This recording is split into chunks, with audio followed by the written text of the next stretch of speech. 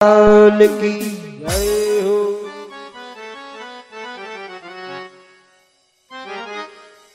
परिचित जी, हमने कल ही बताया था मांगना एक कला होती है।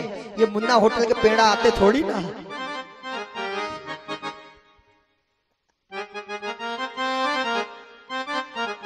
आज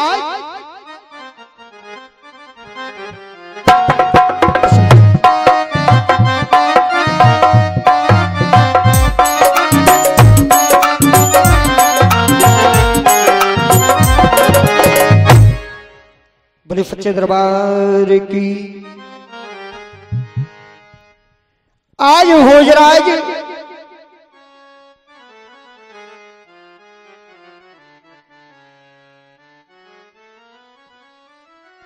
भोजराज कंस के पत्र को लेकर के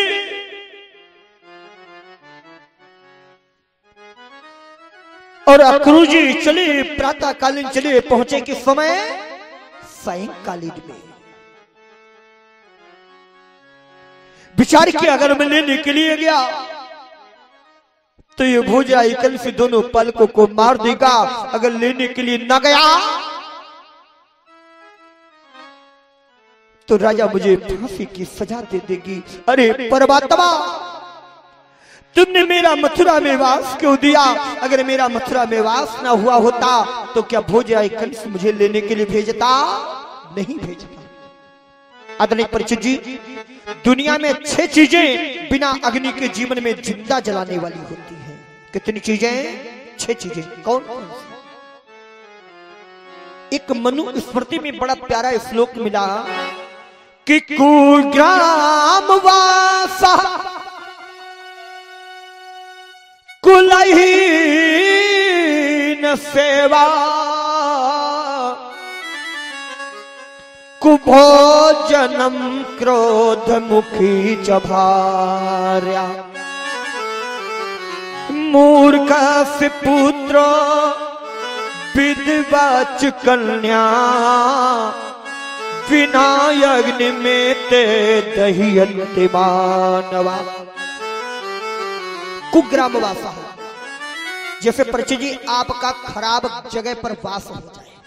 कभी कभी ऐसा हो जाता है कि आपने मकान ऐसी जगह बना लिया जहां पड़ोसी खराब मिल जाए। अच्छा, क्या करोगे? जब तक रहोगे तब तक आपको कष्ट होता रहेगा। आपके घर पर कोई शुभ कार्य हो और पड़ोसी गली का कूड़ा दरवाजे पर जमा कर देगा, क्या कर लोगे? कुग्रामवासा। इसलिए जब मकान बनाया जाता है हमेशा वहां का वातावरण, लोकेशन देखी जाती है। भैया कैसी क्या लोकेशन है? अब कुलहीन सेवा, अपने से पतित की अगर सेवा करने का अवसर आ गया फिर भी कष्ट है। तीसरा कुभोजनम। कुभोजन माने खराब भोजन। अगर खराब भोजन करोगे कोई न कोई रोग हो जाएगा। अच्छा बताओ, रोग होगा, कष्ट होगा कि नहीं होगा? तब भी कष्ट होगा। चौथा क्रोध मुखी च भार्या। भार्या माने पत्नी। पर चीज अगर पत्नी कहीं क्रोध मुखी मिल जाए, हे भगवान, आए दिन मिट्टी का तेल ही छिड़कती रहे। जिन भैया लोगों का विवाह होना बाकी है, शिवप्रकाश भैया, कुछ नहीं मांगना, बाबा के दरबार बस यही मांगना, पत्नी अनुकूल मिल जाए। पत्नी मनोरमाम देही मनोवृत्तानुसारणी तारणी दुर्ग संसार से सागर से कुलोद्भवाम। पत्नी अनुकूल मिल जाए और पत्नी कहीं प्रतिकूल मिल गई तो मामला खराब हो जाएगा। हाँ हाँ, अच्छा सरना मामा, तुम्हारे घर में क्रोधमुखी तो नहीं है? कैसी है? बोले हमारे ना फूलमुखी। मिंटू भैया तुम्हारे यहाँ? सूरजमुखी। सूरजमुखी। आपके घर की क्या पोजीशन है? कह रहे पंडित जी हमारे घर में तो ज्वालामुखी। हे भगवान,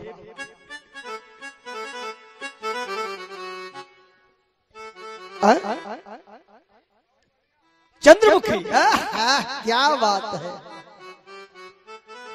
अगर पत्नी कहीं क्रोधमुखी मिल जाए और मूर्ख पुत्रो अगर पुत्र मूर्ख निकल जाए, माता पिता का कहना न माने, उदंडता का परिचय दे, जब तक माता पिता का जीवन है तब तक कष्ट होता रहेगा। और छठा विधवा कन्या, जिस माता पिता के सामने परीक्षित जी जवानी हालत में, तरुणाई अवस्था में जिस माता पिता के सामने उसकी बेटी विधवा हो जाए, जब भी बेटी माता पिता के सामने आती, माता पिता का हृदय फटता, हाय हाय मेरी बेटी आज मेरे सामने विधवा हो गई। ये 6 चीजें बिना अग्नि के जीवन में जिंदा जलाने वाली होती है।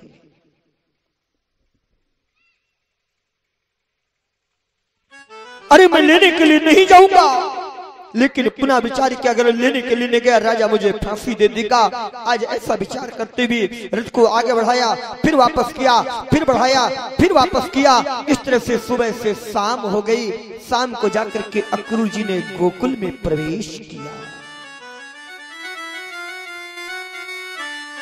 इधर भगवान कन्हैया बलराम जी के साथ में गाय बछड़े चढ़ा करके आए। आज अक्रूर जी ने वसुदेव, यशोदा, नंद, रोहिणी मैया को प्रणाम किया। इधर कृष्ण बलराम दोनों भाइयों ने अक्रूर चाचा को प्रणाम किया, जलपान कराया। शाम को जिस समय अक्रूर जी पड़े हैं, उसी समय भोजन कराया, और भोजन कराने के बाद में अक्रूर जी जिस समय लेटे, उसी समय कृष्ण बलराम दोनों भाई अक्रूर चाचा के पैरों को दाबने लगे। कन्हैया ने कहा, चाचा एक बात बताओ कि आज मैं जिस समय गाय बछड़े चराने के लिए गया था, सारे ग्वाल बाल आपस में बात कर रहे थे कि तुम्हारे मामा कंस के हाथ धनुष यज्ञ का कार्यक्रम होगा, जिसमें हम दोनों भाइयों को बुलाया जाएगा। चाचा बताओ, क्या तुम मुझे बुलाने तो नहीं आए हो? भक्तो माता अक्रूर जी नहीं बोले। कन्हैया ने कहा, चाचा तुम्हें गाय बछड़ों की सौगंध है, यमुना मैया की सौगंध है। चाचा बताओ, क्या तुम मुझे बुलाने तो नहीं आए हो? भक्तो माता अक्रूर जी फिर भी नहीं बोले। कन्हैया ने कहा, चाचा तुम्हें गोधन की सौगंध है, मैया यशोदा की सौगंध है, बाबा नंद की सौगंध है। चाचा बताओ, क्या तुम मुझे बुलाने आए हो? भक्तो माता अक्रूर जी फिर भी नहीं बोले। कन्हैया ने कहा, चाचा तुम्हें मेरे बड़े भैया बलराम की सौगंध है, इस भतीजे कृष्ण की सौगंध है। चाचा क्या तो बताओ, मुझे बुलाने तो नहीं आए हो? भक्त बताओ अक्रूर जी फिर भी नहीं बोले। कन्हैया ने कहा, चाचा तुम्हें मेरी मैया देवकी की सौगंध है, पिता वसुदेव की सौगंध है। बताओ चाचा, क्या मुझे बुलाने आए हो? भक्त माताओं, और जिस समय वसुदेव देवकी की सौगंध खिलाई, अक्रूर जी फपक करके रोने लगे। कन्हैया तुमने ये क्या कर दिया? तुमने गाय बछड़ों की सौगंध खिला दी, कोई बात नहीं। यमुना की सौगंध खिला दी, कोई बात नहीं। यशोदा नंद की सौगंध खिला दी, कोई बात नहीं। अपनी सौगंध बलराम की सौगंध खिला दी, कोई बात नहीं। मैं कभी नहीं बताता, लेकिन तुमने देवकी की सौगंध खिला दी, जिसने तुमको जन्म देने के बाद में अपने हृदय से भी नहीं लगा पाया, स्तन का पान भी नहीं कराया, और अपने से तुमको दूर कर दिया। कन्हैया मुझे अब तो बताना ही पड़ेगा। अरे कन्हैया, मैं तो तुम्हें बुलाने के लिए ही आया। भक्तों माताओं, आज अक्रूर जी ने जिस समय पत्र को नंद बाबा के हाथों में दिया, नंद जी ने जिसे पत्र को खोल करके पढ़ा, पत्र में लिखा है क्या कि बुलाए तो ललना देव मोहे नंदना, बुलाए तो ललना।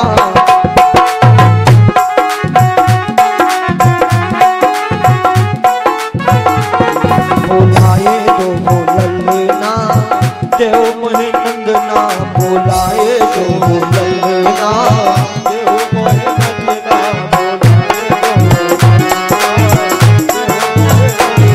बुलाए तो ललना, बुलाए तो ललना, बुलाए तो नंदना देव मोहे नंदना बुलाए तो हर को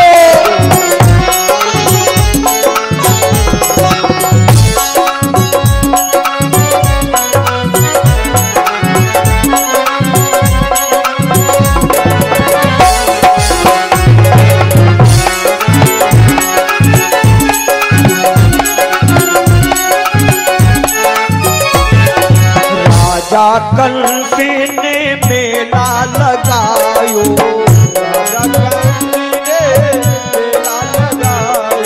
मेला लगायो मेला लगायो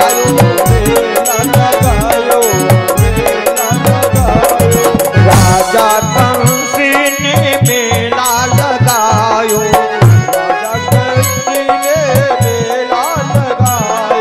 दूर दूर से भूप बुलवायो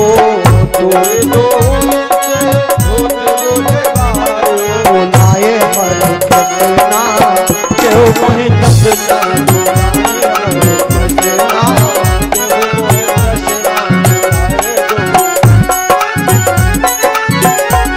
बुलाए तो ललना बुलाए तो ललना बुलाए तो ललना बुलाए तो ललना बुलाए तो ललना क्यों मोहे नंदना बुलाए तो ललना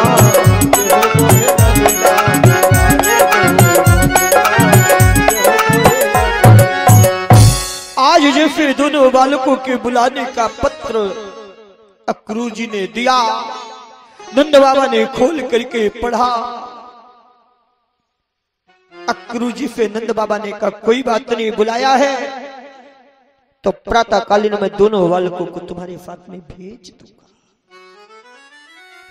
इधर बाबा नंद जाकर के मैया यशोदा के पास में पहुंचे, कहने लगे यशोदे भोजराज कंस के यहां से पत्र आया है। अरे क्या लिखा है पत्र में?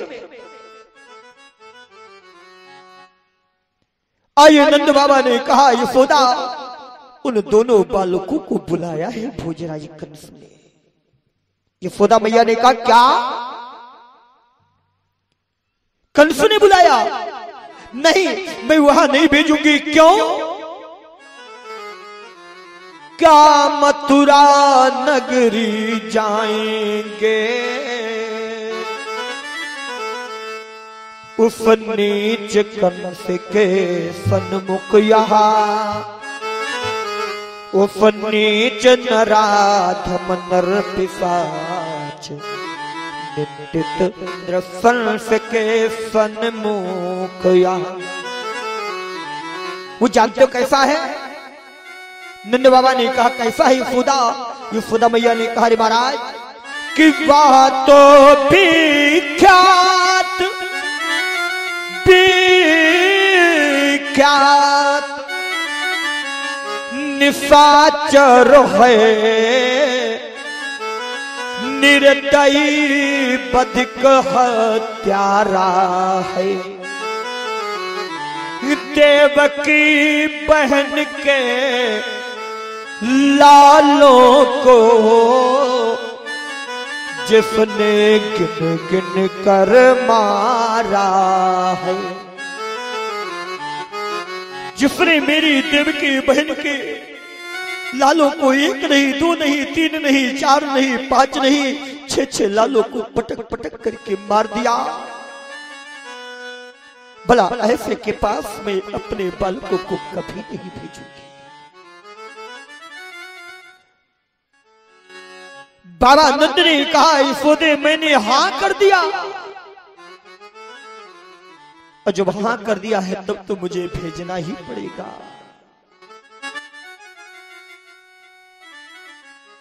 यशोदा जी ने कहा अगर महाराज आपने हां कर दिया तब तो भेजना ही पड़ेगा। प्रातःकालीन का समय हुआ, भगवान ने कन्हैया ने अक्रूर चाचा से कहा चाचा रथ तैयार करो। आइए भक्त माताओं, अक्रू जी ने रथ को तैयार किया। इधर सारे ब्रज की गोपियों को मालूम हुआ मेरा कन्हैया आज गोकुल को छोड़ करके मथुरा जा रहा है। आज कृष्ण बलराम दोनों भाई रथ पर बैठे और जिस समय अक्रू जी रथ को लेकर के चलने वाले, उसी समय हजारों गोपियां दौड़ करके आई और रथ को चारों ओर से घेर लिया और कहने की, अरे कन्हैया कहां जा रहे हो मुझे छोड़ के? अरे कहां जा रहे हो कन्हैया? कि रथ के ऊपर से आओ उतर मुरलीधर।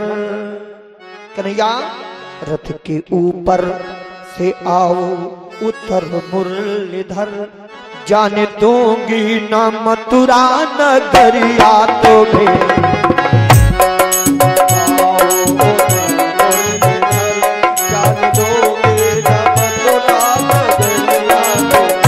रथ के ऊपर से आओ उतर मुरलीधर, जाने दूंगी ना मथुरा नगरिया तुम्हें।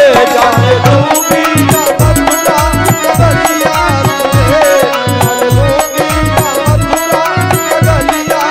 तुम्हें, जाने दूंगी ना मथुरा नगरिया तुम्हें। छोड़े हम सबको, छोड़े हम सबको मोहन कहाँ तुम चले।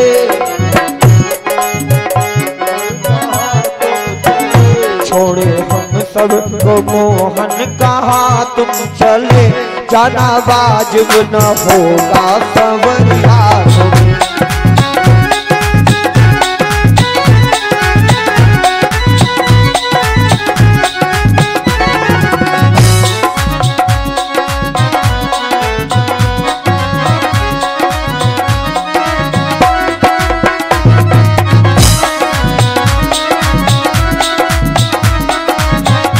जाना बाजू न होगा संवरिया तो।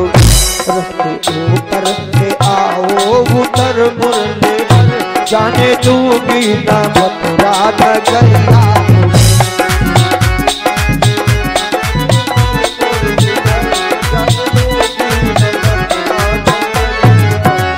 अरे कन्हैया मैं जाने नहीं दूंगी। कहां जा रहे हो? कन्हैया ने कहा गोपियों में अपने मामा के यहाँ जा रहा हूं। कहां जा रहा? मामा के घर जा रहा। अच्छा गोपियां कह ली, कन्हैया मामा के घर जा रही हो, एक बात बताओ मथुरा जा रहे? बोले हाँ। गोपियां कह ली कन्हैया कि तुम मथुरा को मोहन जाओगे, जरा ये तो बताओ कब आओगे। मथुरा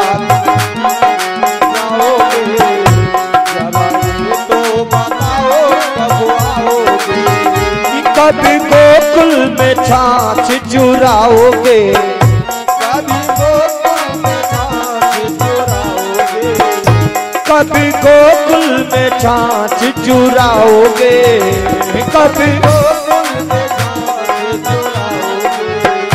मुझे दासे को, मुझे दासे को कब अपनाओगे, जरा ये तो बताओ कब आओगे।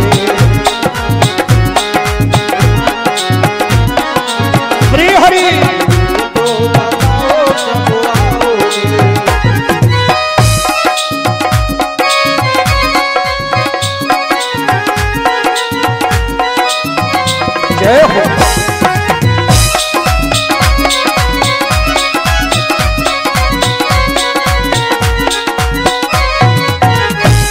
मथुरा को मोहन जाओगे, जरा ये तो बताओ कब आओगे।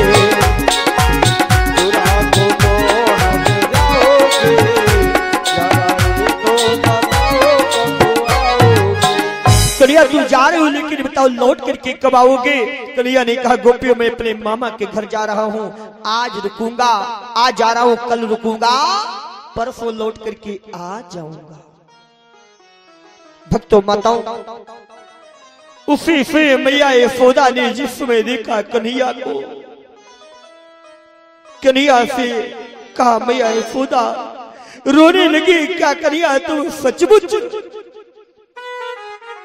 छोड़ करके जा रहे हो गोकुल को? एक बात बताऊं कन्हैया, तुम आज जाकर के अपनी माता देवकी से मिलोगे? एक काम करना कन्हैया, मैंने तुमको बचपन में हरी साठ लेकर के पीटा था, जाकर के अपनी मैया देवकी से मत कहना, ने क्या सोचेगी कैसी निर्दयी यशोदा जिसने मेरे जरा से लाला को हरी साठ लेकर के पीटा। कन्हैया मैंने तुमको बचपन में उखल में बांधा था, जाकर के देवकी से मत कहना, ने क्या कहेगी कैसी निर्दयी यशोदा जिसने मेरे जरा से लाला को माखन के कारण उखल में बांधा। कन्हैया सचमुच जा रहे कि जो पीठ दिखाए जाते हो वैसा ही मुखड़ा दिखलाना, मथुरा के जटिल प्रपंचों में बूढ़ी माँ को न भूल जाना। क्या तुम जाने की बातें भी इस बूढ़ी माँ को भूल तो नहीं जाओगी कन्हैया? कि अब तक जैसा आह्लादी रहा वैसा ही प्रेम प्रसाद रहे, जाते तो हो लेकिन बेटा ये माता का नाता याद ही रहे। कि जाने के बाद में इस बूढ़ी माँ को भूल तो नहीं जाओगी? कन्हैया चरणों में गिर पड़े, माँ तुम ये क्या कह रही हो? क्यों न मेरे करोड़ों जन्म हो जाए, लेकिन दुनिया में माँ को कभी भुलाया नहीं जा सकता। सुनो भैया, माता और मातृभूमि स्वर्ग से बढ़कर के होती है। जननी जन्मभूमिश्च स्वर्गा तपि गरीयसी, माता और मातृभूमि स्वर्ग से बढ़कर के होती है। माता और मातृभूमि को कभी भुलाया नहीं जा सकता।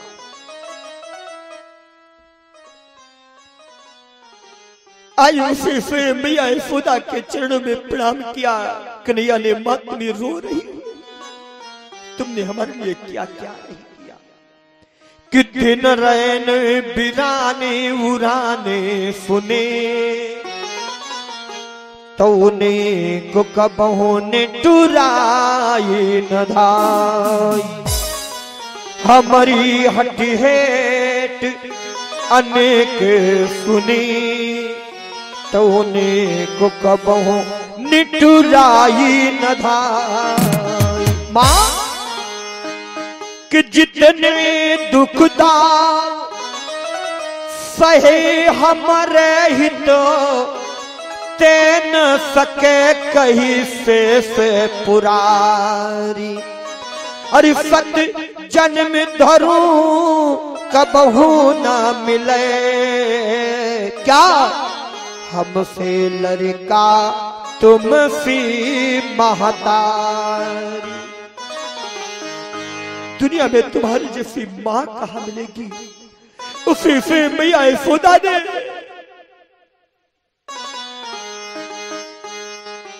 आज अपने लाला कन्हैया के सर पर हाथ रख करके आशीर्वाद दे दिया। और मैया कहने गई, कन्हैया कि गोकुल से नगरिया को आज छोड़ के जा रहे हो कन्हैया? गोकुल से नगरिया को छोड़ चल मथुरा नगरी को, खुश रहना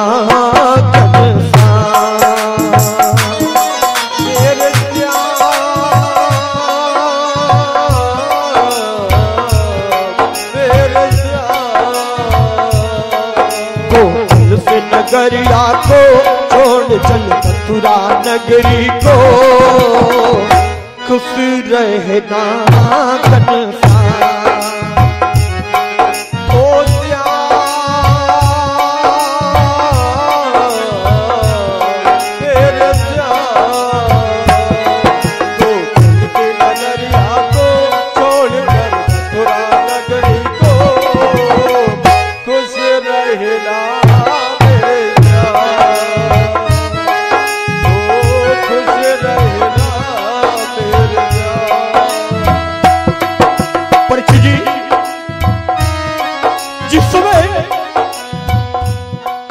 माता को अपने पुत्र की याद आती है।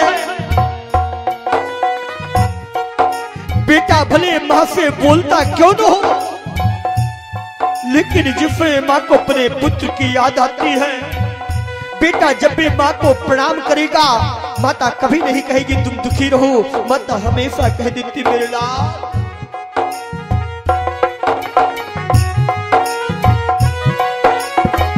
खुश रहना घनश्याम, खुश रहना घनश्याम। तो से नगरिया को छोड़ चल मथुरा नगरी को, खुश रहना घनश्याम, खुश रहना घनश्याम। हरि बोल।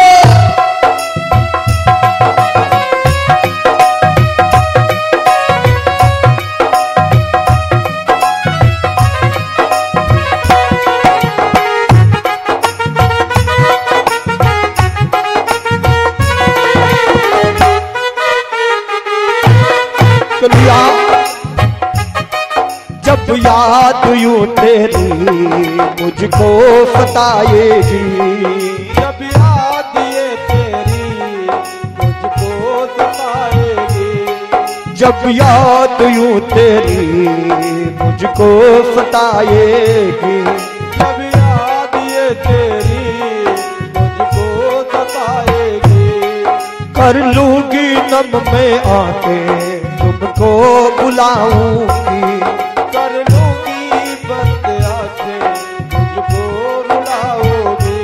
परीक्षित जी, बेटा भले परदेश में रहता हो, बेटा भले मां से बोलता न हो, लेकिन जिससे माता को अपने पुत्र की याद आती है, कमरे में जाकर के जी भर करके रो लेती है। धन्य है ऐसी बात की मां की शक्ति।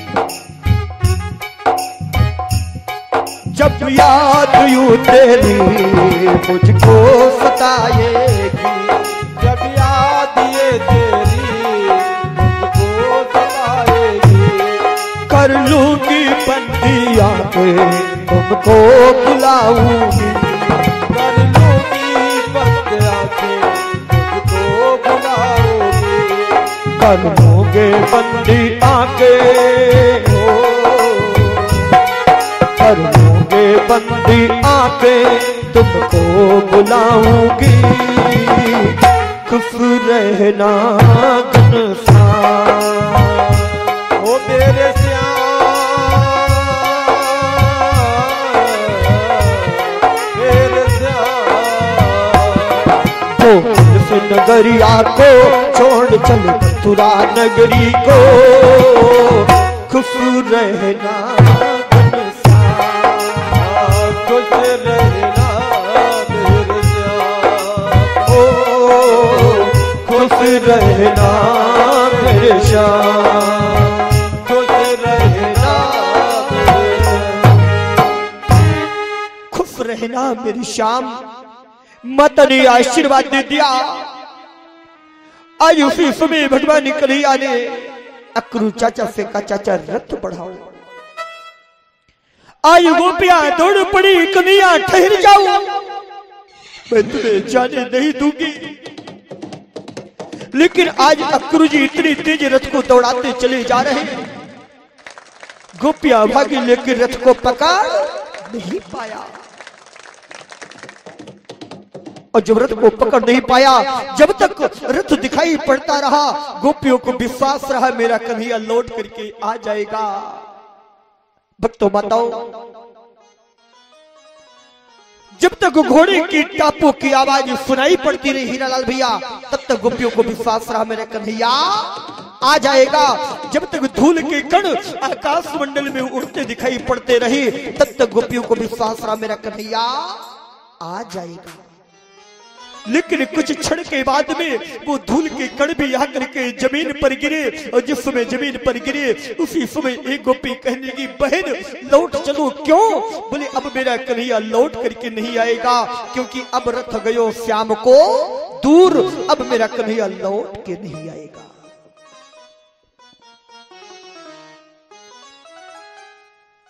गोपियां आज रोई कन्हैया से कामना करती है, कहती कन्हैया कि सोनी है गोकुल नगरिया, आजा आजा सवरिया, सोनी है गोकुल नगरिया,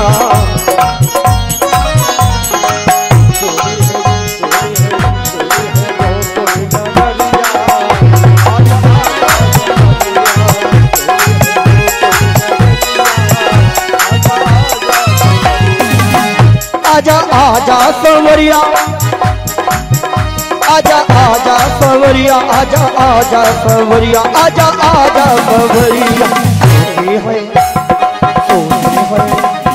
सोनी है गोकुल नगरिया, आजा आजा सवरिया, सोनी है गोकुल नगरिया, आजा आजा सवरिया, सोनी है गोकुल नगरिया, आजा आजा सवरिया।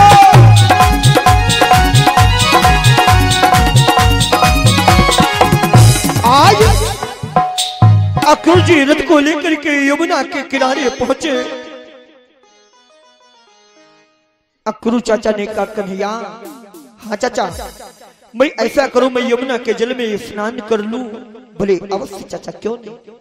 भक्तों माताओं, जिसमें अक्रूर जी ने यमुना जल में डुबकी लगाई तो यमुना जल के अंदर आज भगवान के दर्शन को प्राप्त किया। विचार किया, अरे मैं तो इनको रथ पर छोड़ के गई, यहाँ कहां से आ गए। और जब से बाहर निकल करके देखा तो कृष्ण बलराम दोनों भाई रथ पर बैठे। फिर डुबकी लगाई जल के अंदर कि यहाँ वहां दुई बालक देखा, मति ब्रह्म मोर की आन बिसेका। आज यहाँ जल के अंदर और वहां रथ पर दोनों बालकों को देखा। आज अक्रूर जी दौड़ करके गए, भगवान कन्हैया के चरणों में सर रख दिया। अक्रूर जी रोने लगे। कन्हैया ने कहा चाचा, अरे चाचा तुम ये क्या कर रहे हो, तुमने मेरे पैरों को क्यों पकड़ लिया। अक्रूर जी रोने लगे, कन्हैया मुझे क्षमा कर देना, जिनको मैं अपना भतीजा मानता रहा, जिनसे मैं बड़े बड़े पैर दबवाता रहा, जिनसे मैं सेवन करवाता रहा। अरे कन्हैया आज मुझे पता चला है, या से पाते रक्षणे पिता। कन्हैया तुम पिता नहीं, तुम तो जगत पिता हो। कन्हैया मुझे क्षमा कर देना। आज उसी समय अक्रूर जी कृष्ण बलराम दोनों भाइयों को रथ पर बिठा करके मथुरापुरी में प्रवेश किया। और जिस समय प्रवेश किया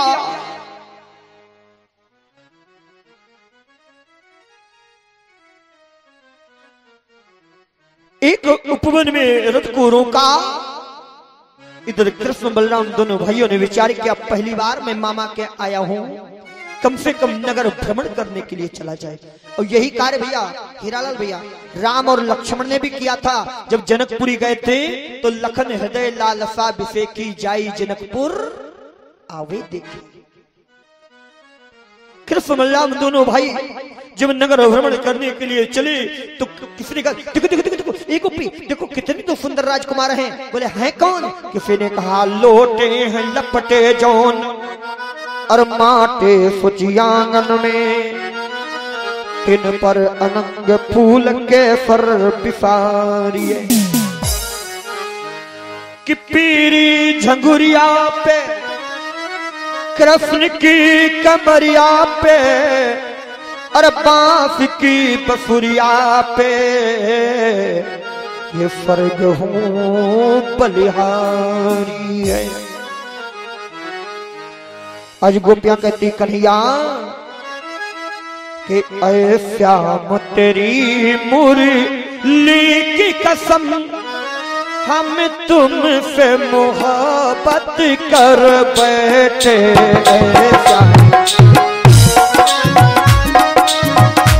हम तुमसे मोहब्बत कर बैठे। ऐ श्याम तेरी मुरली की कसम, हम तुमसे मोहब्बत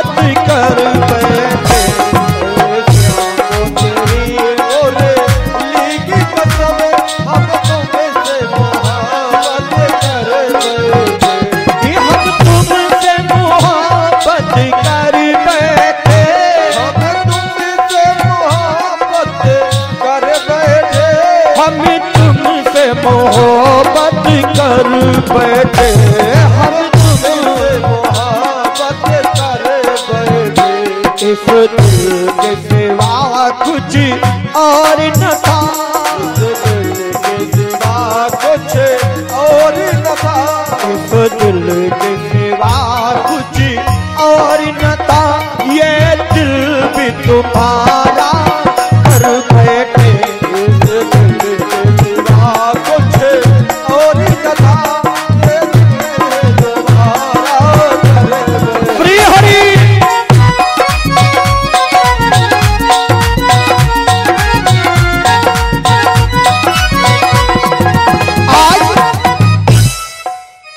जिसमें गोपियों ने कहा है कौन, बोले लोटे हैं लपटे जोन माटी सुची आंगन में, किन पर अनंग फूल के सर पिसारिए, कि पीरी झगुरिया पे और कृष्ण की कमरिया पे, अरे बांस की बसुरिया पे स्वर्ग हूं बलिहारी है।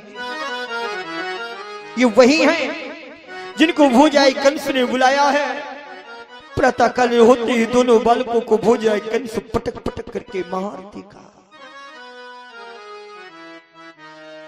आयो भगवान के भक्त गोपियां कहने लगी, अरे परमात्मा मेरे जीवन का सारा पुण्य लग जाए, वो दुष्ट कंस मर जाए, लेकिन ये दोनों बालक बच जाएं। भगवान के भक्त को परिचय जानते हो क्या लग रहा है? भगवान के भक्त को लग रहा है कि देवकी का 8वां लाल आ गया, मेरा भगवान आ गया, देवकी का लाल आ गया, और कंस के साथियों को लग रहा है कंस का काल आ गया। जाकी रही भावना जैसी, प्रभु मूर्ति देखी तिन तैसी। भगवान को जिस रूप में आप देखना चाहो, परमात्मा आपको उस रूप में दिखाई पड़ता है। पड़ता कि नहीं पड़ता? जिस रूप में आप भगवान को देखना चाहो, जाती रही भावना जैसी, प्रभु मूर्ति देखी तिन तैसी। आज भगवान के भक्त को लग रहा है मेरा भगवान आ गया, कंस के साथियों को लग रहा है कंस का काल आ गया।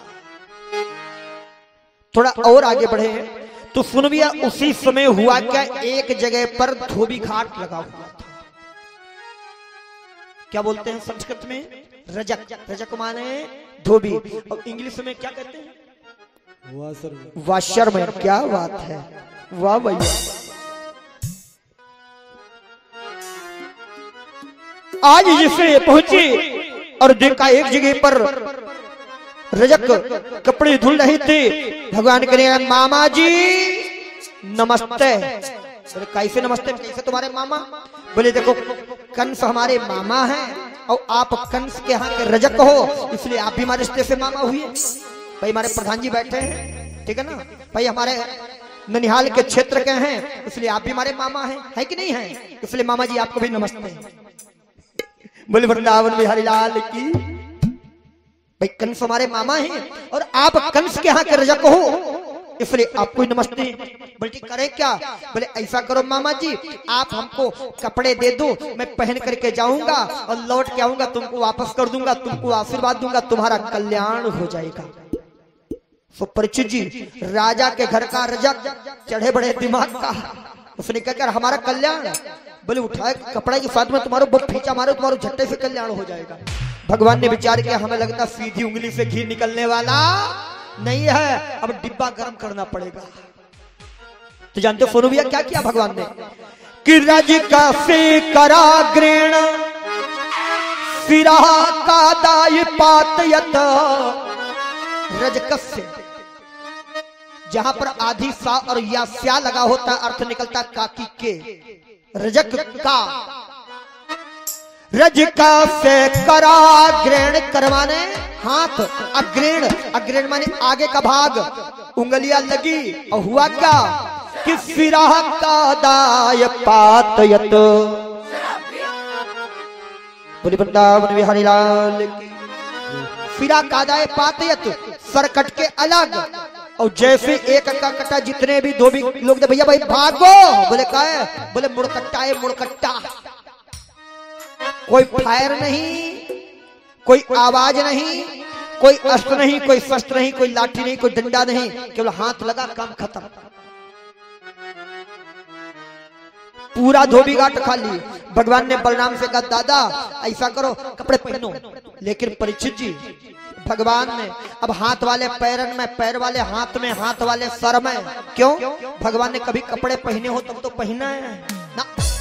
भगवान तो पीतांबरधारी है। कौन है? पीतांबरधारी। लेकिन अब परीक्षित जी कपड़े तो फिटिंग के होते हैं। क्यों भाई? कपड़े फिटिंग के होते कि नहीं होते? भाई कोई मोटे आदमी के और कोई दुबला आदमी अगर कोट पैंट पहन ले, पैंट शर्ट पहन ले, बताओ कैसा लगेगा? लोग कहे कैसे बने कार्टून घूम रहे हैं। लेकिन सोनू भैया जब धोती में बड़ी आराम, इतनी आराम, बता दूं परीक्षित जी, चाहे जितना मोटा आदमी पहन ले और चाहे जितना दुबला आदमी पहन ले हो जाएगी। और चाहे कोई के मांग के पहन लो, जाओ ना कहीं पंडित जी तुम जा धोती मांगे पहने। और बता दें आपको हीरालाल भैया, आपकी धोती जा गंदी हो गए, तिरवा मार्केट पहुंचो, दुकान पे खरीदो, वही पहन लो। ना कोई टेलर की जरूरत, ना कैंची की जरूरत, ना मीटर की जरूरत। कोई है जरूरत? ना। आपको एक बात बताओ परिचित जी, हमारे गांव में एक बाबा है, यद्यपि वो अध्यापक रहे, दुबे जी, नाम नहीं बताऊंगा। अब वो इतने क्रोधी, इतने क्रोधी, इतने क्रोधी, बात बहुत गुस्सेल है। और जूनियर हाई स्कूल के वो हेडमास्टर रहे, बहुत क्रोधी। हमने एक दिन उनका मूड अच्छा थोड़ा ठीक देखा, हमने परिचित जी इतनी उम्र हो गई मेरी, आज तक हमने उनके सर में कभी बाल नहीं देखे, हमेशा वो घोटे चांद रहते हैं। एक दिन थोड़ा मूड उनका ठीक देखा, हमने दोनों हाथ से पैर छुए, हमने बाबा उसको बढ़िया बोले, हाँ भैया बहुत बढ़िया। यद्यपि हमसे बहुत स्नेह करते हो और संस्कृत और इंग्लिश उनकी बहुत अच्छी है। यद्यपि शुरुआत अगर उन्होंने संस्कृत और इंग्लिश का अगर विषय रहा तो बाबा की ही कृपा है हमारे जीवन में।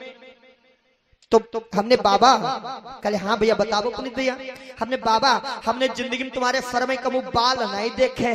तो बाबा ने कही पुनीत भैया क्या बता, मैं हमने जिंदगी में एक बार बाल रखा है। तुमने कब? बोले जब हमारो बियाह हुई बे खतो तुमने बाल रखा है। और लौट के आए जब हमने फिर बोले मड़ो बाद में सिरवा पहले घोटे चांद कराई अपनी।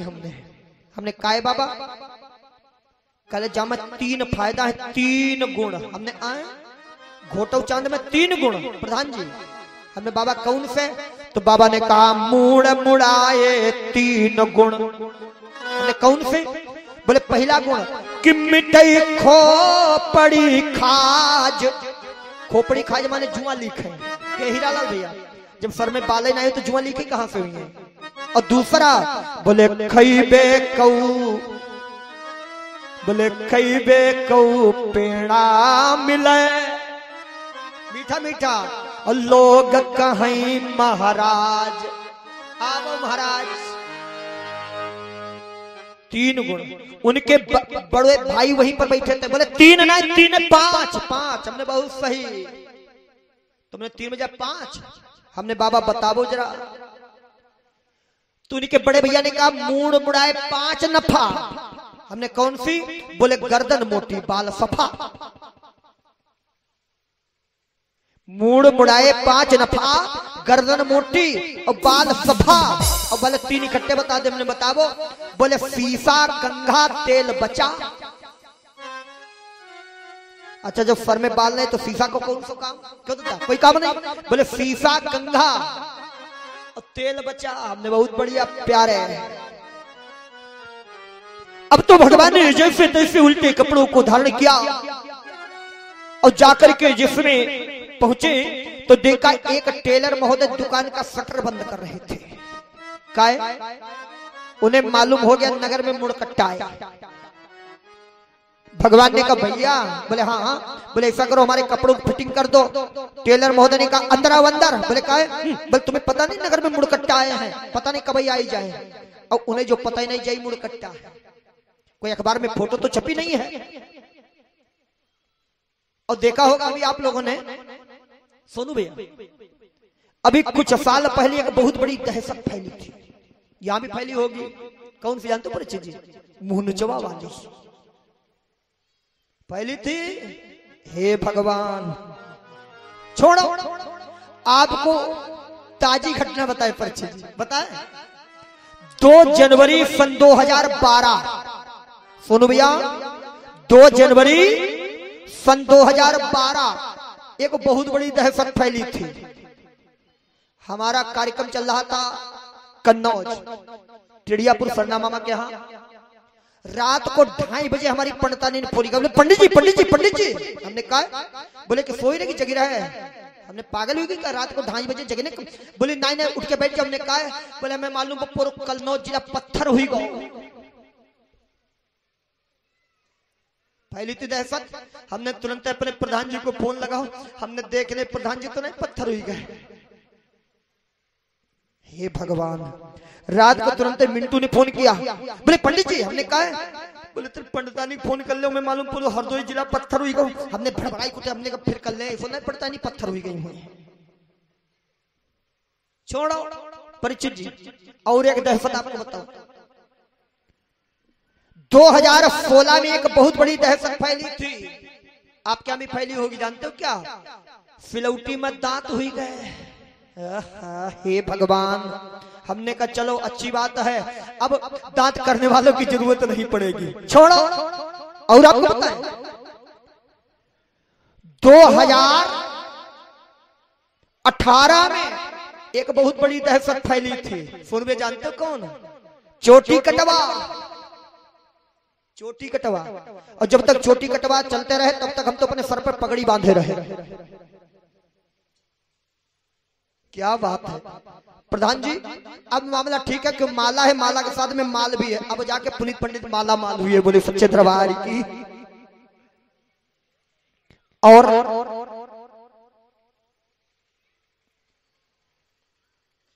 चलो और आपको बताएं 2019 में एक बहुत बड़ी दहशत फैली थी। एक परिचित भैया बड़ी अच्छी बात बता रहा हूं, सुनो। 2019 में एक बहुत बड़ी दहशत जानते हो कौन सी फैली थी? सास अपनी बहुवन को काली चूड़ी पहनावे। फैली थी सास अपनी बहुवन को काली चूड़ी पहनावे। अब बहू अपनी सास के लिए 5000 की साड़ी देवे।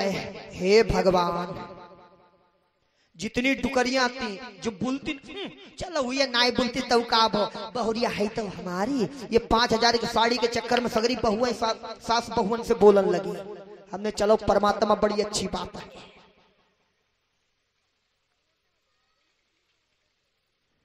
एक 2014 में परिचित दहशत फैली थी जानते हो क्या?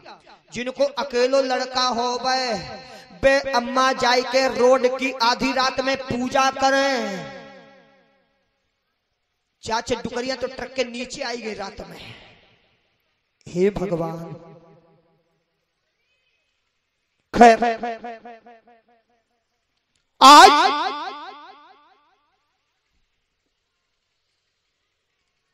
भगवान ने कहा जाए आएंगे वहां, लेकिन यहां कोई आने वाला नहीं, चिंता न कर। आज भगवान के कपड़ों की फिटिंग की भगवान आगे बढ़े तो दिखा एक सुदामा नाम का माली मिला। भगवान के गले में माला डाला, भगवान ने आशीर्वाद दिया, आगे बढ़े। अब की बार देखा क्या, एक कोई कटोरे में चंदन को लिए जा रही है। कौन है? बोले विलोक कुबजाम युवती बरानना। कुबजा को देखा भगवान ने।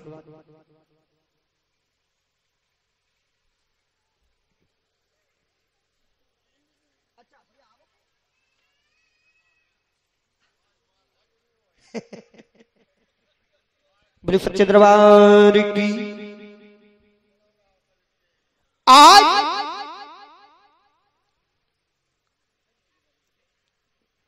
कुब्जा को देखा भगवान ने कहा सुंदरी, और जिसमें कुब्जा को सुंदरी कहा, कुब्जा ने कहा महाराज क्यों मेरा उपहास करते हो? मैं तो 3 जगह से टेढ़ी हूँ। परिचित जी अंग्रेजी का 3 देखा, पहले ऐसे फिर ऐसे फिर ऐसे। अरे महाराज लोग मुझे तिबक्रा कहते हैं, कोई कुब्जा कहते हैं, मैं तो 3 जगह से टेढ़ी। महाराज क्यों उपहास कर रहे हो? भगवान ने कहा सुंदरी तुम मुझे बहुत सुंदर लग रही हो। अच्छा करें क्या? बोले क्या करती हो? बोले मैं कंस के दरबार में चंदन लगाती हूँ। अच्छा हमारे भी लगा दू थी कि हाँ क्यों नहीं। भैया सोनू भैया कंस को मारना है, ठीक है, काहे से मारोगे? हाँ बिल्कुल तैयार कर लो, डंडा जल्दी लाओ, जल्दी लाओ। हाँ अब राइफल बंदूक लाना भी नहीं, क्योंकि आचार संहिता लागू है, बोले सच्चे दरबार की। हाँ ठीक है ना, डंडा कहाँ है, लाओ जल्दी लाओ, दुश्मन को ज्यादा रखना ठीक नहीं है, बोले सच्चे दरबार की। अरे वाह, तैयारी सारी व्यवस्था। अभी नहीं बैठ जाओ, अभी बैठ जाओ। हाँ अभी जब बताएंगे तब। आज भगवान ने जिसमें देखा कुब्जा को, और कुब्जा से कहा सुंदरी देवी तुम तो मुझे बहुत सुंदर लग रही हो। प्रसाद लेके जाइएगा आप लोग, प्रसाद, बोले सच्चे दरबार की। हमने सोचा हो सकता हमारी कोई बात सुनना ही नहीं चाहता हो, कहाँ लग लोग सुने, कहते पंडित जी आज 7वां दिन तुम्हारी सुनते ही रहे हम, कहाँ लोग सुनाए। बड़े वृंदावन विहारी लाल की। आज कुब्जा से कहा सुंदरी तुम मुझे बहुत सुंदर लग रही, को लेकर क्या, बोले क्या करती हूँ मैं, कंस के दरबार में चंदन लगाती, हमारे भी लगा दूंगी, हाँ क्यों नहीं। आज कुब्जा ने भगवान कृष्ण और बलराम दोनों भाइयों के मस्तक पर चंदन लगाया। भगवान जैसे आगे बढ़ना चाहा, बलराम जी ने पकड़ के पीतांबर खींचा, करिए तुम्हारी आदत दूध कर। बोले क्यों दादा, अरे क्यों दादा, अरे सुबह सुबह कम से कम चंदन लगवा ले, कुछ बोहनी लो तो करवा दीजिए। क्यों भाई, भाई सुबह सुबह बोहनी चाहिए कि नहीं चाहिए। भगवान ने कहा चलो आज अगर इसे मैंने सुंदरी कह दिया तो मैं सुंदर ही बना दूं। भगवान ने एक हाथ कुब्जा के सर पर रखा, ओह धन्य है, एक पैर कुब्जा के पैर पर रखा, एक हाथ कुब्जा के थोड़ी में लगाया। भगवान ने जिसमें झटका लगाया, कुब्जा नंबर 1 हो गई, और जिसमें नंबर 1 हो गई उसी समय कुब्जा ने भगवान का पीतांबर पकड़ खींचा, करिया मेरे घर चलो। भगवान ने कहा हाँ, इससे पहले नहीं कहा जब 3 जगह से टेढ़ी थी, अब तुम्हारे घर चले। अरे नहीं, क्यों भगवान क्यों नहीं गई। कन्हैया ने विचार किया, जिसके माता पिता जेलखाने की सलाखाओं में पड़े हो और तुम्हारे घर पर जाकर के 56 प्रकार के भोग स्वीकार करें। अरे कुब्जा समय आने पर मैं तुम्हारे घर भी जरूर आऊंगा। भगवान आगे बढ़े, मुख्य दरवाजे पर कुबलिया पीड़क नामक हाथी लगा हुआ है, और जिससे भगवान को देखा आज महावत ने अंकुश मारा, और जिसमें अंकुश मारा हाथी चिंगाड़ने लगा, और जिसमें चिंगाड़ने लगा तो भगवान ने बुद्धि से काम लिया। किससे काम लिया माताओं, बुद्धि से।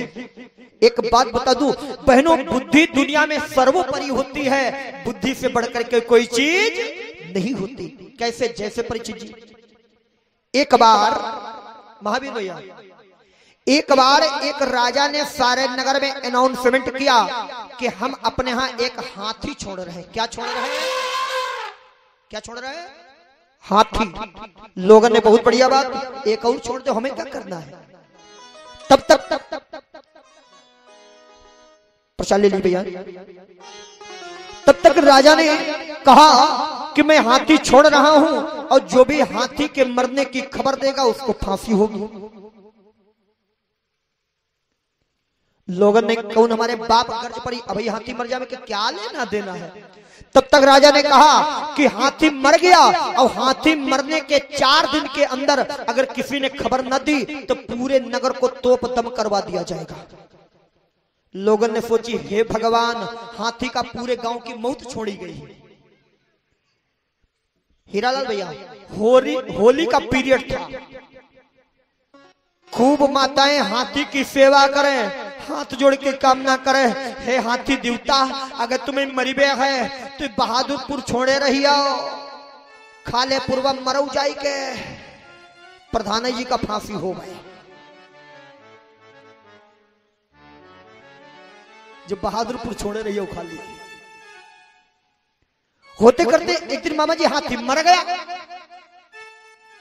अब हाथी मर गया, बात बहुत ध्यान से सुनना, जो कहेगा हाथी मर गया उसको क्या होगी, क्या होगी, फांसी होगी। क्या होगी, फांसी होगी, ठीक है ना। जो कहेगा हाथी मर गया उसको फांसी होगी। Parichit ji, hello my dear, look here. आज ए महावीर, जाओ वहां से लैया लैया। हमको इतनी दूर से सुनाई पड़ गया। बोले सच्चे दरबार की लैया लैया। आज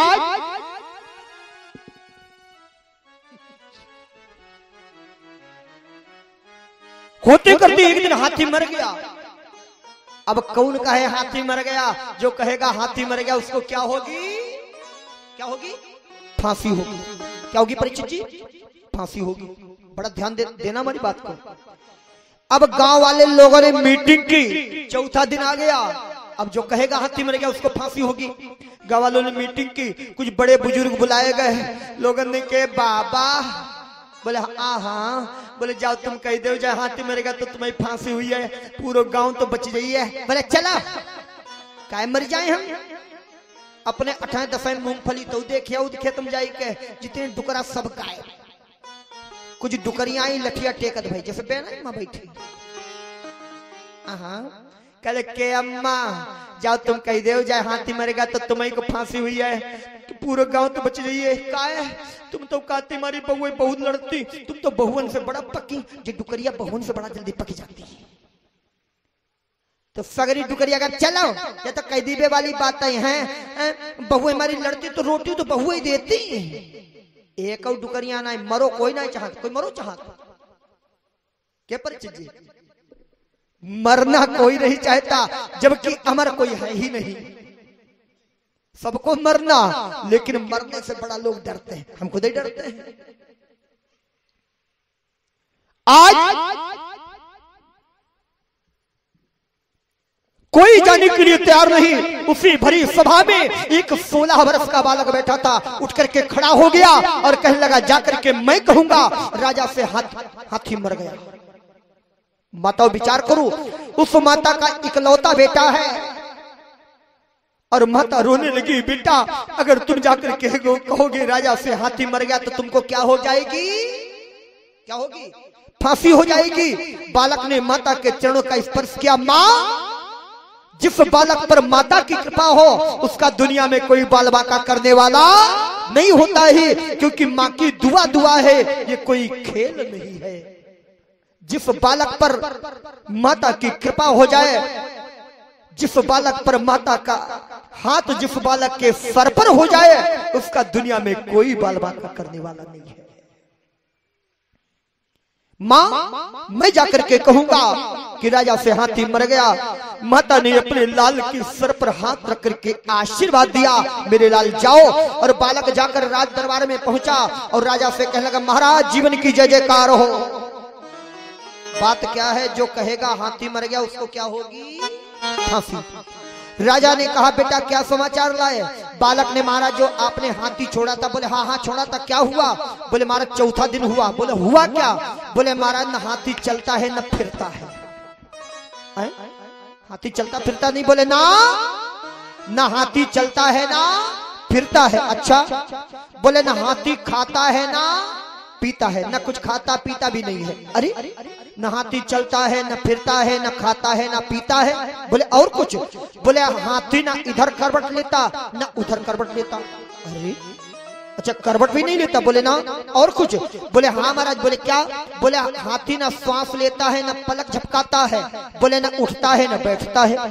राजा ने कहा हाथी न चलता है न फिरता है न खाता है न पीता है, न इधर करवट लेता न उधर करवट लेता, न उठता है न बैठता है, न श्वास लेता न पलक झपकाता। अरे बेटा ये बताओ कि हाथी क्या मर गया?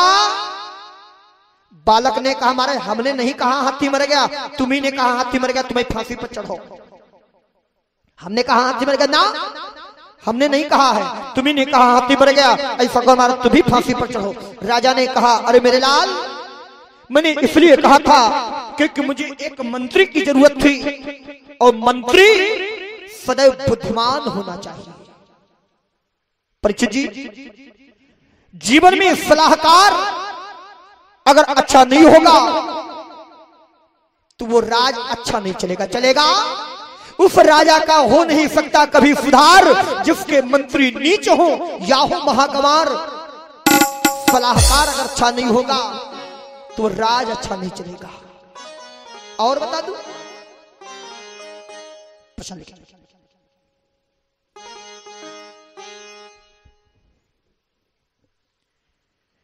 जिस परिवार का परिचय जी, एक बहुत बड़ी बात बोल के जा रहा हूं आज, जिस परिवार का अगर मुखिया अच्छा नहीं होगा उस परिवार का पतन हो जाएगा। जिस परिवार का चाचा जी मुखिया अच्छा नहीं होगा उस परिवार का पतन हो जाएगा। इसलिए परिवार का मुखिया गार्जियन होना चाहिए, बहुत मजबूत होना चाहिए। एक परिवार आपको बताऊं परिचित जी, एक परिवार ऐसा है जिस परिवार में एक दूसरे के सब विरोधी हैं, लेकिन फिर भी एक ही घर में रहते हैं, एक ही साथ रहते हैं, एक ही साथ भोजन होता है, कभी झगड़ा नहीं हुआ। जानते हो किसका परिवार है वो?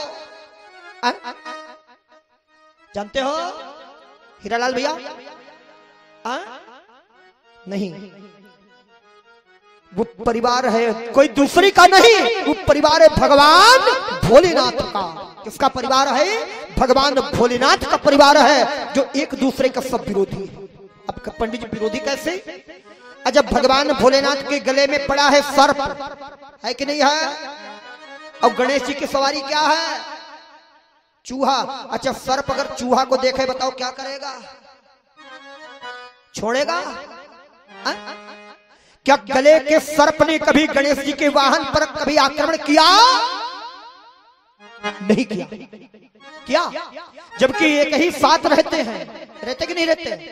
एक ही साथ रहते, एक ही घर में रहते, एक ही पास रहते, लेकिन कभी झगड़ा नहीं हुआ। चलो और बताएं।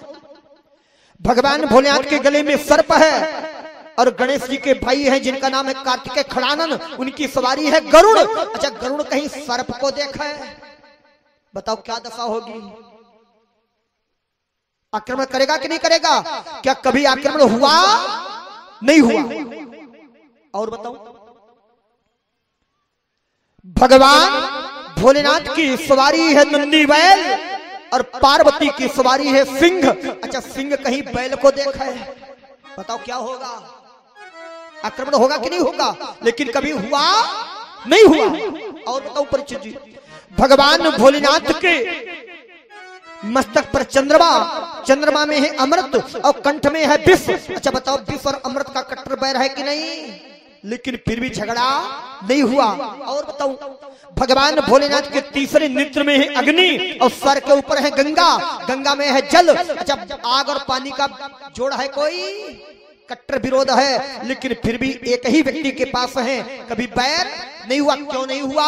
इसका सार जानते हो क्या है? इसका सार ये है, सुनो भैया, घर का मालिक अच्छा है, घर का मुखिया अच्छा है, और जिस परिवार का मुखिया अच्छा होगा भले विरोध हो लेकिन फिर भी बैठ करके सुलझा लेगा। इसलिए घर का मुखिया, घर का सलाहकार बहुत मजबूत होना चाहिए। घर का मुखिया अगर अच्छा नहीं होगा तो उस परिवार का पतन हो जाएगा।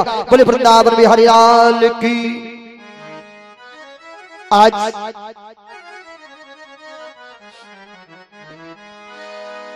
भगवान ने बुद्धि से काम लिया, हाथी के चारों पैरों के बीच में घुस करके बैठ गए। हाथी की स्टीयरिंग होती सूंड, और सूंड को जैसे चारों पैरों के बीच में डाला, भगवान ने आज सूंड को पकड़ा और उठा करके हाथी को पटक दिया। हाथी का प्राणांत हो गया। और उसी समय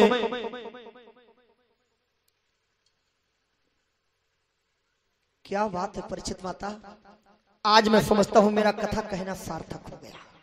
बड़ी अच्छी बात है, आपने मेरी बात को बड़ा ध्यान से सुना है ना, कि जब भी अपने से छोटों को आशीर्वाद दीजिएगा तो हाथ कहां रखिएगा? सर पर। क्या बात है। बोले वृंदावन बिहारी लाल की। आज प्रसाद ले जाइए।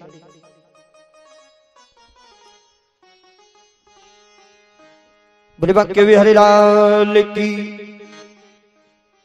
बलराम जी ने दांतों को तोड़ा और जाकर के जिस समय अंदर पहुंचे, भोजराज कंस सिंहासन पर बैठा हुआ, उसने कहा, मल्लों से देखते क्या हो कि लोहे की गर्म सलाखों से लोहे की कर्म सलाखों से दागा जाए मतवालों को, और फिर जीवित उसी अरे अखाड़े में गाड़ा जाए बेतालों को।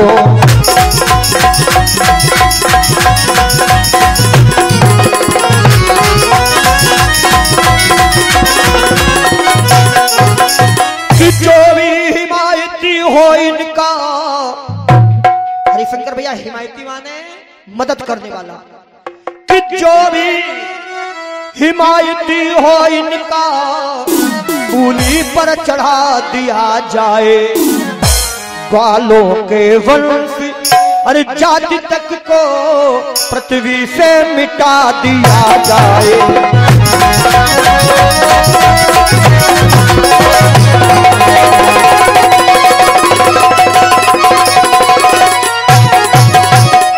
आज देख ध्यान रखो, जीवित बचने न पाए, उसी से मल्लो ने कहा मुझसे युद्ध करो।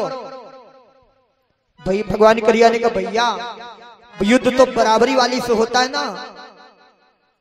अच्छा, मल्लो ने कहा किन बालू ना किशोर तुम, न तुम तो बालक हो न किशोर हो। अरे बली नाम बल नाम विदु, न तुम बालक हो ना कोई किशोर हो, तुम तो बलवानों के भी बलवान हो, मुझसे युद्ध करो। आज भगवान ने उसी समय खेल खेल में सारे मल्लों को मार दिया। इधर भगवान कन्हैया जाकर के मामा कंस के पास पहुंचे। कौन मारेगा कंस को? कौन मारेगा? अरे जल्दी बताओ कौन मारेगा?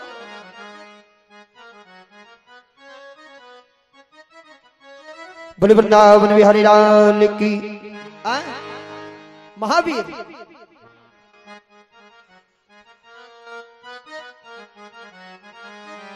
बोले वृंदावन बिहारी लाल की।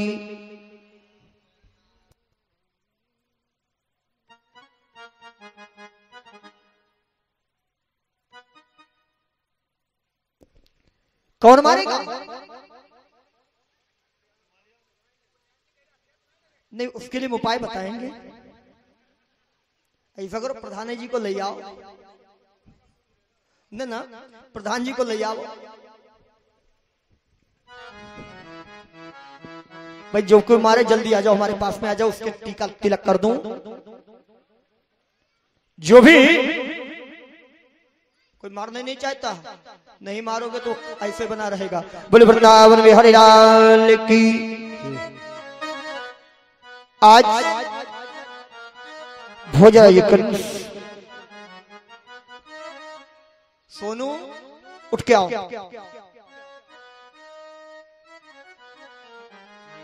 बोले वृंदावन बिहारी लाल की। बोले सच्चे दरबार की।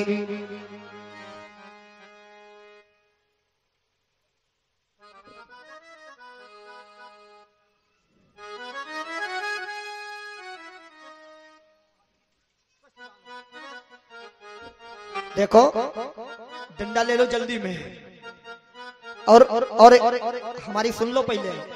जब हम कहें उठाया घुमाया पटक दिया तभी तुम भी पटक देना, ठीक है? हाँ, अभी मारना नहीं, जब बताए तब पहुंच जाओ, बिल्कुल तैयारी कर लो वहीं पे। आयु भगवान करी आ जा करके मामा कंस के पास में पहुंचे। आज कंस का मुकुट गिरा, भगवान ने दौड़ करके मामा कंस के बालों को पकड़ लिया। मामा याद करो कि बहुत ढाए हैं। नहीं भैया, अभी नहीं, अभी नहीं, अभी टाइम लगेगा।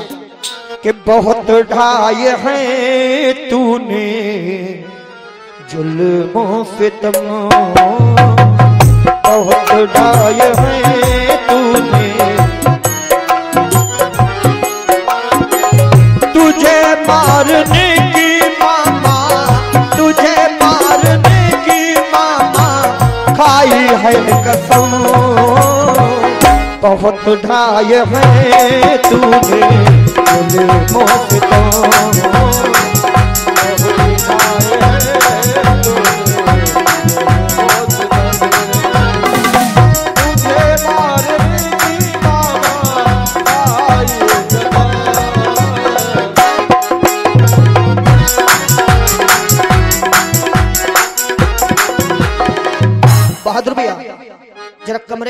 जाओ। बहुत ढाए हैं तूने जुल्मों से, बहुत ढाए हैं तूने, मेरी बात की तूने इज्जत न जानी, मेरी बात की तूने इज्जत न जानी, रत पे बिठा कर उस पर तलवार तानी, रति पे बिठा के उस पर तलवार तानी, तुझे शर्म आई न मामा, तुझे शर्म आई न मामा, अरे बेशर्म बहुत ढाए हैं तूने जुल्मों से,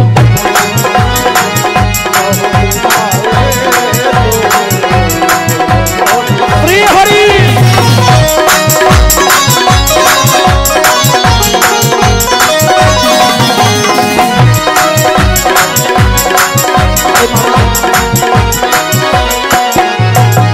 मेरे नाना को तूने बंदी बनाया, मेरे नाना को तूने बंदी बनाया, डाला था कारागृह में बहुत ही सताया, डाला था कारागर में बहुत ही सताया, जरा ना रही मामा, जरा ना रही मामा, तीनों धर्म बहुत ढाए हैं तूने जुल्मों से, बहुत ढाए हैं श्री हरि।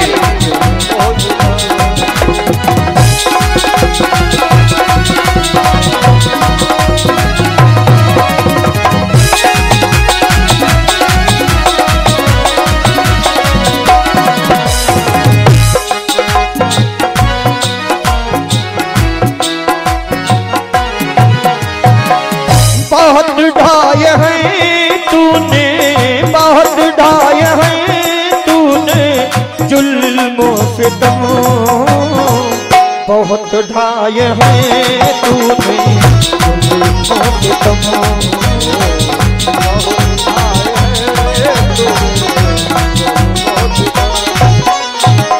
आज भगवान कन्हैया ने, तैयार हो, बिल्कुल तैयार हो ना, तैयार हो।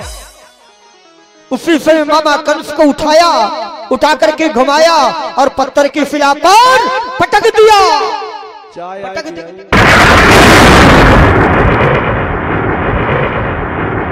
उसी समय मामा कंस का उद्धार हुआ।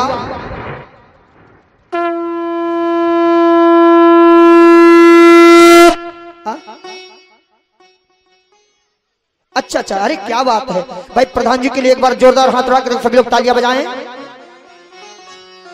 जय हो। आज सभी लोग जयकारा लगाएंगे। जय बोलो कृष्ण कन्हैया की जय बोलो।